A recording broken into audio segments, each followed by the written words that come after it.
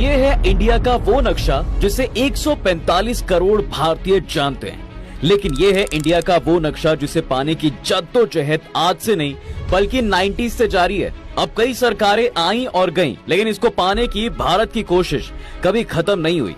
आज भी भारत इसे लेकर अपना वही स्टैंड रखता है जो कभी 90s में रखता था। लेकिन सवाल यहाँ पर यह आता है कि जिस मोदी सरकार के सर मोस्ट इन्फ्लुएंशियल पीएम बनने का ताज सजता है और जो दुनिया के सबसे बड़े लीडर बनते हैं, आखिर वो अपने 10 साल के कार्यकाल में फिर क्यों भारत की तय की गई बाउंड्री को नहीं बढ़ा पाए? क्या दिखाया जा रहा है ये मैप असल में सच्चा है? और अगर हाँ, तो भारत अभी तक इस समुद्री रीजन को पाने में क्यों असफल रहा है? इंडियन ओशियन में इसकी पूरी कहानी क्या है, चलिए जानते हैं। देखिए, भारत की जब भी बात होती है तो जमीनी हिस्से की टेरिटोरियल बाउंड्रीज तो एकदम क्लियर हो जाती हैं, लेकिन जिस हिस्से को हमेशा छोड़ दिया जाता है वो है समंदर। आधे से ज्यादा लोगों को लगता है कि भारत के करीब पड़ने वाला सारे इंडियन ओशन पर असल में भारत का ही अधिकार है, लेकिन सच्चाई से परे जिस तरह से जमीन बटी हुई है उसी तरह से समंदर में भी हर देश का एरिया बंटा होता है। अक्सर ये जमीन हिस्से से 200 नॉटी माइल्स होता है और इसी इलाके को किसी भी देश की मेन कोस्ट लाइन के तौर पर रखा जाता है। इस एरिया को एक्सक्लूसिव इकोनॉमिक जोन कहकर बुलाया जाता है। अब भारत के लिए ये एक्सक्लूसिव इकोनॉमिक जोन है ये हाईलाइटेड एरिया, और अंडमान निकोबार के करीब भी हमारा ऐसा ही इकोनॉमिक जोन है। कुल मिलाकर ऑफिशियली भारत अपने इस मार्क्ड एरिया में कितना भी डेवलपमेंट करा सकता है। यहाँ पाए जाने वाले हर एक्वेटिक लाइफ, मिनरल और डिस्कवरी पर भारत का ही अधिकार है। मतलब यहाँ चाहे तो भारत एक्सप्लोरेशन के लिए ड्रिलिंग तक करा सकता है और इसके लिए हमें कुछ नहीं बोला जाएगा। कल को अगर हमारे इलाके में किसी तरह की नेचुरल गैस मिलती है तो उसको निकालने, बेचने का अधिकार केवल भारत के पास होगा। इंटरनेशनल लेवल पर कोई दूसरा देश प्रेशर नहीं बना सकता कि भारत उस रिसोर्स को दे दे या इसे किसी दूसरे देश के साथ शेयर कर ले। इसी तरह अगर हम अपने इकोनॉमिक जोन में हम एनर्जी प्रोड्यूस करने के लिए ऑफशोर विंड टर्बाइन लगाते हैं या फिर यहाँ पे फ्लोटिंग सोलर पैनल भी लगाते हैं, तो इससे मिलने वाली सारी एनर्जी केवल भारत के हिस्से ही आएगी। अब आते हैं भारत के बदलते नक्शे पर। तो भारत के पास जो अभी इकोनॉमिक जोन है, भारत उसके बजाय अपने इस इकोनॉमिक जोन को मानता है जहां उसकी टेरिटरी एक्सटेंडेड है। इसे लेकर भारत का प्लान भी रहा है कि आने वाले कुछ सालों में ये एक्सक्लूसिव इकोनॉमिक जोन विस्तार किया जाए। लीगली इसे हम अपना हिस्सा बना पाए ताकि इस पर किसी भी डिफेंस, मिलिट्री और इकोनॉमिक एक्टिविटी करने के लिए भारत के पास सारे राइट्स हो। अब अगर आप सोच रहे हैं कि ये राइट मिलते कैसे हैं और आखिर वो कौन देश है जो किसी दूसरे को ये अधिकार देता है, तो बता दें कि इसकी अर्जी यूनाइटेड नेशन में लगती है, जहां से अप्रूवल लेकर समुद्र में कोई भी देश अपने इकोनॉमिक जोन को बढ़ा सकता है। लेकिन ये करना इतना भी आसान नहीं है और न ही आसानी से किसी भी देश को यूएन नेशनल बाउंड्री बढ़ाने की इजाजत देता है। यहाँ तक कि कई देश ऐसे भी हैं जिनके पास अपनी मैरीटाइम बाउंड्रीज है ही नहीं, यानी इन देशों के पास कोई इकोनॉमिक जोन होता ही नहीं है। इसमें सबसे पहला नाम है ताजिकिस्तान, भूटान, नेपाल, अफगानिस्तान और मंगोलिया जैसे देशों का। दरअसल लैंड लॉक्ड होने की वजह से इन देशों के पास समुद्र का कोई एक्सेस है नहीं और ऐसे में समुद्र के किसी हिस्से पर अधिकार से इन्हें वंचित ही रखा जाता है। कुल मिलाकर मैरीटाइम बाउंड्रीज केवल उसी देश को मिल पाती हैं जिसके पास समुद्र की करीबी होती है, और ऐसे ही देश अपनी बाउंड्री बढ़ाने के लिए अपील भी करते हैं। अब सवाल ये आता है कि भारत अपनी इस बाउंड्री को बढ़ाने के लिए क्या कर रहा है और आखिर क्या आज तक किसी देश की ये बाउंड्री बढ़ाई भी गई है या नहीं? वेल, यहाँ शुरुआत बड़े देशों से करें तो दुनिया में अकेला भारत नहीं है जो अपने इकोनॉमिक जोन को बढ़ाने की बात कर रहा है, बल्कि यूएसए का एक बहुत बड़ा एक्सक्लूसिव इकोनॉमिक जोन है। इसी तरह से हमें रशिया से लेकर ऑस्ट्रेलिया और यहाँ तक कि कई दूसरी कंट्रीज का बड़ा इकोनॉमिक जोन देखने को मिलता है। अब जाहिर है यूएसए का इकोनॉमिक जोन पहले से इतना बड़ा नहीं रहा होगा, लेकिन फिर इसे बढ़ाया गया और ये केवल एक अकेला देश नहीं है जिन्होंने इसे बढ़ाया है, बल्कि अभी तक 14 देश ऐसे हैं जिन्होंने अपना एक्सक्लूसिव इकोनॉमिक जोन बढ़ाया है। इस लिस्ट में एक नाम ऑस्ट्रेलिया का भी आता है। इसके अलावा जापान, रशिया, न्यूजीलैंड और चाइना कई कंट्रीज भी हैं जिन्होंने अपना एक्सक्लूसिव इकोनॉमिक जोन यूएन में प्रॉपर रिसर्च, प्रॉपर डॉक्यूमेंटेशन के साथ सबमिट करके बढ़ाया है। खुद United Nations Convention on the laws of the sea इसे बढ़ाने का राइट आपको देता है, और यही नहीं, कई साउथ एशियन कंट्रीज भी आज इसे बढ़ाने के लिए काम करती हैं। आपको बता दें कि आज दुनिया में सबसे ज्यादा इकोनॉमिक जोन फ्रांस के पास है, और इसी तरह यूरोप के बाकी देश भी एक बड़ा टेरिटोरियल सी अपने पास रखते हैं। अब भारत का किस्सा भी कुछ ऐसे ही है, लेकिन यहाँ हमें कुछ एक्सेप्शंस देखने को मिलते हैं। दरअसल भारत के केस में उसका क्लोजेस्ट कंट्री श्रीलंका है, जिससे इंडिया का इकोनॉमिक जोन कहीं ना कहीं श्रीलंका के साथ ओवरलैप करता है। ऊपर से इनके बीच में जो पानी है वो इतना ज्यादा नहीं है, इसलिए इनके लिए यूएन की सी ट्रीटी में साफ लिखा गया है कि जब दो देश बहुत ज्यादा करीब होते हैं तो एक्सक्लूसिव इकोनॉमिक जोन ऐसे देशों में अलग तरीके से बढ़ते हैं। भारत और श्रीलंका की भी यही कहानी है। लेकिन अभी आते हैं मेन पार्ट पर कि आखिर भारत अपने इकोनॉमिक जोन को पाने के लिए क्या कर रहा है। वेल, इसके लिए हमारे देश ने 90 से यूएन में अर्जी लगा रखी है, लेकिन केवल ऑफिशियल डॉक्यूमेंटेशन काफी नहीं है, बल्कि हमें ये प्रूफ करने की भी जरूरत है कि इस हिस्से पर हमारा अधिकार कैसे है और क्यों ये हमें मिलना चाहिए। अब आप सोच रहे होंगे कि फिर इसे प्रूफ कैसे किया जाता है और इसका भारत को फायदा क्या मिलता है।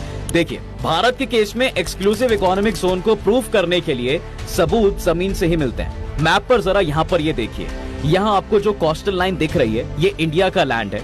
यहाँ से मान लो अगर एक मछुआरा आगे जाता है तो धीरे धीरे कानून बदलना शुरू हो जाता है। अगर वो मछुआरा बेस लाइन क्रॉस करके टेरिटोरियल सी पहुँच जाता है तो बिल्कुल वो इंडिया के लॉज के अंडर आता है। ये वो इलाका है जहाँ पे कोई प्लेन नहीं उड़ सकता। इंडिया को कंप्लीट राइट है, यहाँ पे हम ड्रिलिंग भी कर सकते हैं, कॉन्टिनेंटल शेल को एक्सप्लोर कर सकते हैं। फिर 12 नॉटिकल माइल्स क्रॉस करके अगर मछुआरा आगे पहुँच जाता है तो वो पहुँच जाएगा कंटीजियस जोन में। इस जोन में अब देखिए इंडिया एक्सप्लोरेशन ड्रिलिंग तो कर सकता है, मगर जो आसमान के अधिकार हैं वो भारत के पास नहीं होते हैं। तो मतलब कि यहाँ पर कोई कमर्शियल फ्लाइट या कोई और एयरप्लेन है वो यहाँ पे उड़ नहीं सकता। इंडिया ये नहीं कह सकता कि हमारे एयर स्पेस वायलेट किए जा रहे हैं। हाँ, अगर कोई मछुआरा या इंडियन सिटीजन एक बार कंटेजियस जोन के पार करके आगे पहुंच जाता है तो फिर वो प्रॉपर्ली एक एक्सक्लूसिव इकोनॉमिक जोन वाले इलाके तक पहुंच जाता है। ये एरिया 200 नॉटिकल माइल तक खींचता है। कमाल की बात है कि इन तीनों जोन के अंदर चाहे टेरिटोरियल सी हो या कंटीजियस जोन हो या फिर एक एक्सक्लूसिव इकोनॉमिक जोन, इनके नीचे हमें भारत की कॉन्टिनेंटल शेल्फ मिलती है, जिसे काफी हद तक अभी एक्सप्लोर नहीं किया गया है। अब ऐसा नहीं है कि भारत की बेस लाइन को क्रॉस करते ही हमारे नीचे केवल स्विमिंग पूल है और सब कुछ बिल्कुल प्लेन है और कोई ऊबड़ खाबड़ धरती नहीं है, बल्कि इसके ऑपोजिट ओशियन में हमें बहुत सारी ऊबड़ खाबड़ धरती मिलेगी जो कि इंडियन कॉन्टिनेंट का ही हिस्सा है। हाँ, ये जरूर है कि कई मील पार करने के बाद भारत की ये कॉन्टिनेंट शेल्फ गायब हो जाती है। इसके आगे ओशियन और ज्यादा गहरा हो जाता है और एक्चुअल में यही वो हिस्सा होता है जो इंटरनेशनल सी बाउंड्री होना चाहिए। भारत आज के समय में भी यही प्रूफ करने में लगा है। कई बार भारत इंटरनेशनल लेवल पर ये भी बोल चुका है कि हमारा एक्सटेंडेड शेल्फ जो है वो केवल 200 नॉटिकल मील तक नहीं है, बल्कि ये इससे भी ज्यादा है। कुल मिलाकर अगर कल को यूनाइटेड नेशंस के सामने ये एक्चुअली अगर प्रूफ हो जाता है तो भारत का नया नक्शा ये होगा। इसमें हमारा एक्सक्लूसिव इकोनॉमिक जोन 200 नॉटिकल मील से 350 नॉटिकल मील तक पहुंच जाएगा, खासकर जिसमें हमें समुद्र को एक्सप्लोर करने के लिए एक बड़ी बाउंड्री मिलेगी। मगर इसे पाना इतना भी आसान नहीं है जितना सुनने में लगता है। देखा जाए तो ये एक बहुत बड़ी लड़ाई है जिसे एक ही दिन में नहीं लड़ा जा सकता।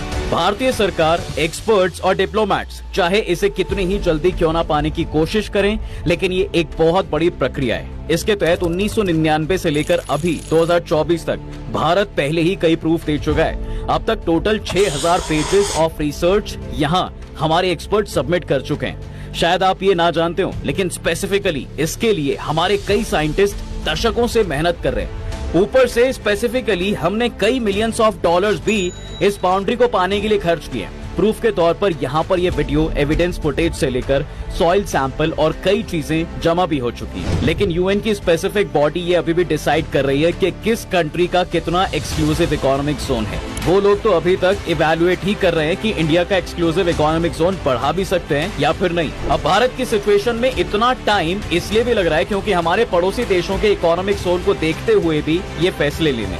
जाहिर है अगर हम अपना समुद्री हिस्सा बढ़ाएंगे तो इसमें पड़ोसी देशों की बाउंड्रीज का भी ख्याल रखना होगा।